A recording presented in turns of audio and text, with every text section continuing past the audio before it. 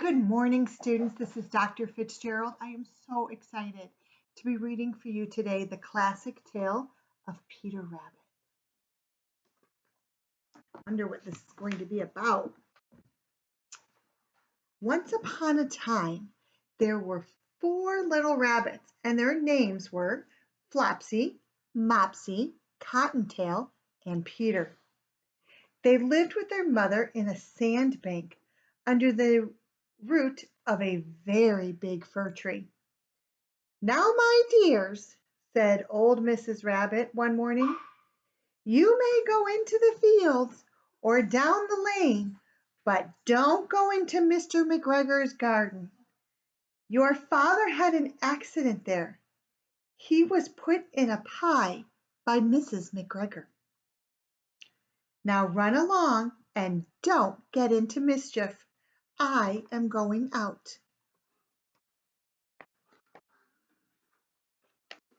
Then old Mrs. Rabbit took a basket and her umbrella and went through the wood to the baker's.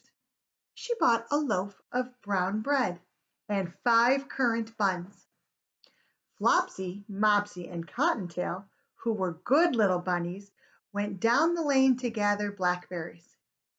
But Peter, who was a very naughty, ran straight away to Mr. McGregor's garden and squeezed under the gate. First he ate some lettuces and some French beans, and then he ate some radishes, and then, feeling rather sick, he went to look for some parsley. But round the end of a cucumber frame, whom should he meet but Mr. McGregor?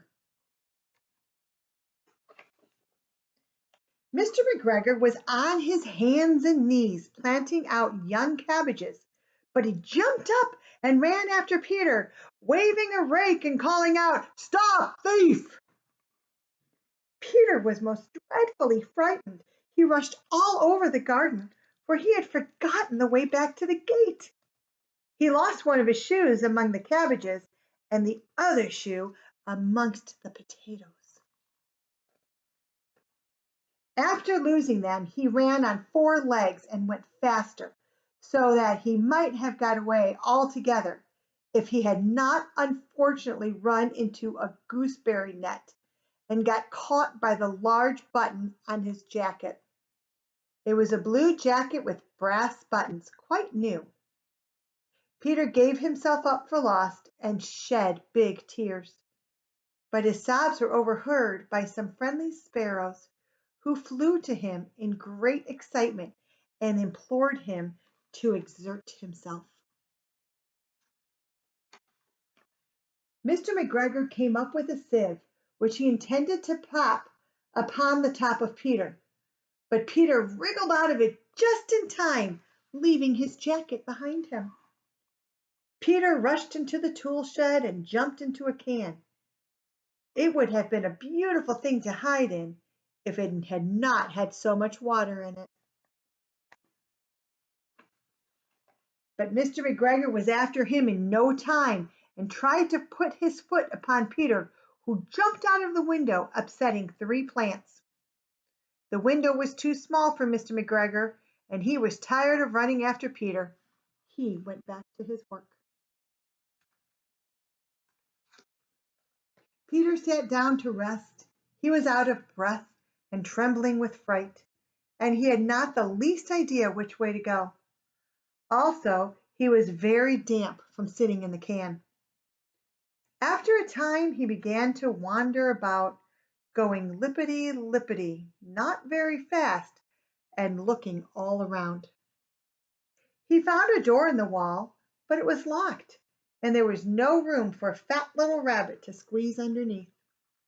An old mouse was running in and out over the stone doorstep, carrying peas and beans to her family in the wood. Peter asked her the way to the gate, but she had such a large pea in her mouth that she could not answer. She only shook her head at him. Peter began to cry. Then he tried to find his way straight across the garden, but he became more and more puzzled.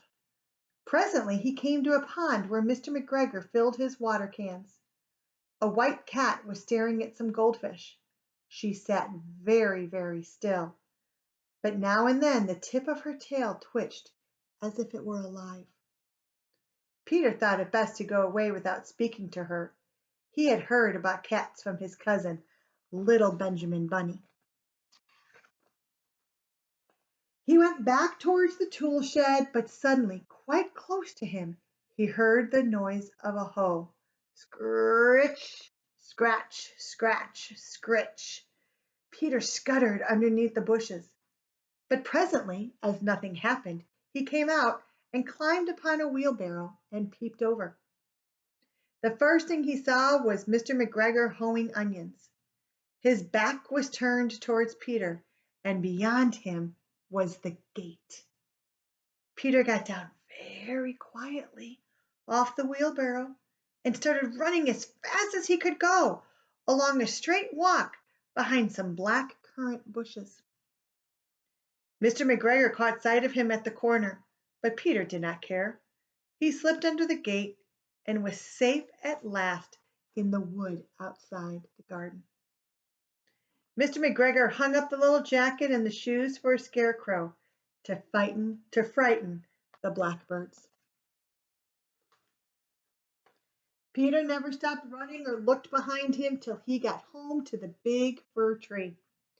He was so tired that he flopped down upon the nice, soft sand on the floor of the rabbit hole and shut his eyes. His mother was busy cooking. She wondered what he had done with his clothes. It was the second little jacket and pair of shoes that Peter had lost in a fortnight. Peter was not very well during the evening. His mother put him to bed and made some chamomile tea, and she gave a dose of it to Peter. 1 tablespoon to be taken at bedtime. But Flopsy, Mopsy, and Cottontail had bread and milk and blackberries for supper.